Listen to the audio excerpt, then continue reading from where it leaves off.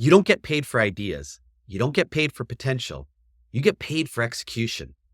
At the end of the day, the best leaders aren't the ones who talk the best game, know the most strategies, or have the highest IQ.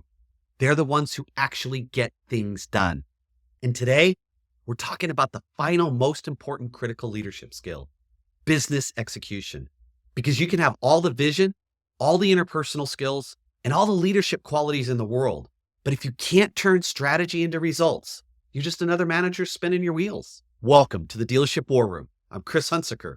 And today, we're closing out this series on leadership skills with the most important factor in long-term success, your ability to execute at a high level consistently. So let's create some leadership fire. Because here's the reality. Most leaders get stuck in the trap of working hard, staying busy, and yet never actually moving the needle. They drown in the day-to-day, reacting to problems instead of driving the business forward. Does this sound like anyone you know? If you want to be the kind of leader who consistently delivers results, today's episode is for you. Now, let's look at the real truth about business execution. I want to keep this real world, this thing, so I keep going back to real people that I've coached in real dealerships. And I'll take you to another example with Tom. Tom was incredibly smart, a visionary guy with big ideas, and he had a deep knowledge of the industry. The guy was just brilliant and a ton of experience. And he actually had a pretty strong team. But here's the problem. His dealership wasn't growing, and that's why they called me in as a coach. But every time I sat down, Tom had a new plan for fixing things, a new idea, a new process, a new strategy, and heaven forbid, a new technology. The guy had more technology than anybody they ever know. And every single time I was there was a new vendor or a new program or a new thing he wanted to do. But when I asked him, what did you actually implement from last month's plan? The answer was almost always nothing. Why? Because Tom was stuck in perpetual planning mode.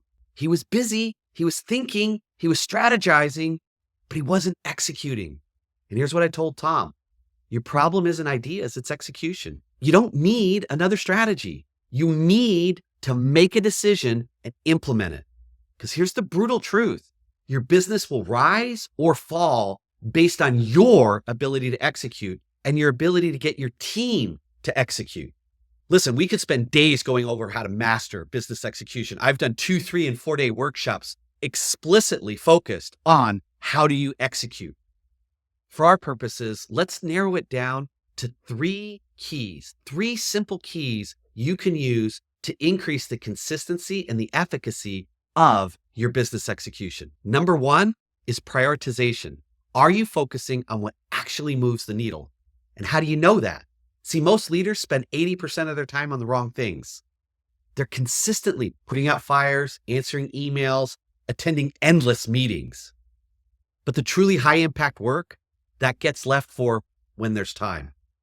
How many times have you started your day with a clear goal only to get sidetracked by distractions, end up checking off 20 small tasks instead of tackling the one thing that would have actually mattered, the $10,000 list?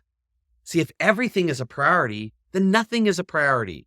So for today, at the start of every day, identify one most critical task that will move the business forward. And get that done first, before checking email, before taking calls, before getting sucked into low-value tasks. Define and execute your $10,000 list. The second key is decision-making. Are you taking action or are you overthinking? Indecision is one of the biggest killers of progress. Too many leaders, they hesitate. They analyze everything to death.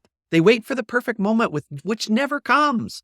And they're looking for, I want to make sure the team's in a good mood, or I don't want to upset them, or it's the beginning of the month, or it's the end of the month, or it's the middle of the month.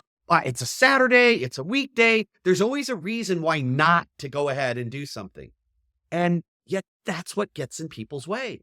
Have you ever delayed making a decision because you were waiting for more information, only to look back later and realize you should have just pulled the trigger? My guess is in life, in your investments, and in your business, you've seen that. See, a good decision made quickly is almost always better than a perfect decision that's made too late. So your action step is next time you catch yourself hesitating on a decision, give yourself 60 seconds to choose. High performers trust themselves to make the call and adjust as needed, but get started with forward momentum. The third key is systems and delegation. Are you working on the business or are you working in the business? Because if you're still solving every problem, handling every issue, and being the go-to for everything, you're not leading, you're micromanaging. Heck, I know some general managers that are still the IT director for their business. What in the world is a general manager doing solving IT problems? Have you ever felt like you were just drowning in tasks and running from meeting to meeting to meeting and constantly too busy? But at the end of the day, you still haven't made any real progress. See, the hard truth is if you're spending all your time working in your business and not working on your business, then you're drowning. So the action step I want you to take is look at your calendar for the past week and identify one thing that someone else could have handled, and then delegate it and free up time for your higher value work. That's the execution formula for turning strategy into the results. It's the ultimate formula that high performers use to execute. They decide fast and stop waiting for perfect conditions. They start small and focus on the most critical next step and not the whole mountain. And they track progress. They measure what matters, and they don't just stay busy. And then they adjust as needed. They course correct, but they don't stall and they don't wait. Execution isn't about doing more. It's about doing what actually matters, what moves the needle, what makes the biggest difference for you and your business consistently day to day. Because at the end of the day, leadership is not about how much you know. It's about how much you execute about what you know. So here's my challenge for you. Where are you getting stuck in the execution cycle? Are you struggling with prioritization? Are you struggling with indecision? Or is your real challenge delegation? Whatever it is, make a decision to get on that now. And if you've thought of someone today who really needs to hear this, who could really benefit from understanding this podcast, would you please grab the link, text it to them, email it to it, share it with them so we can continue to spread what works and get ahead of what doesn't. So with that, make your choice, get good at executing, and I'll see you next week in the Dealership War Room.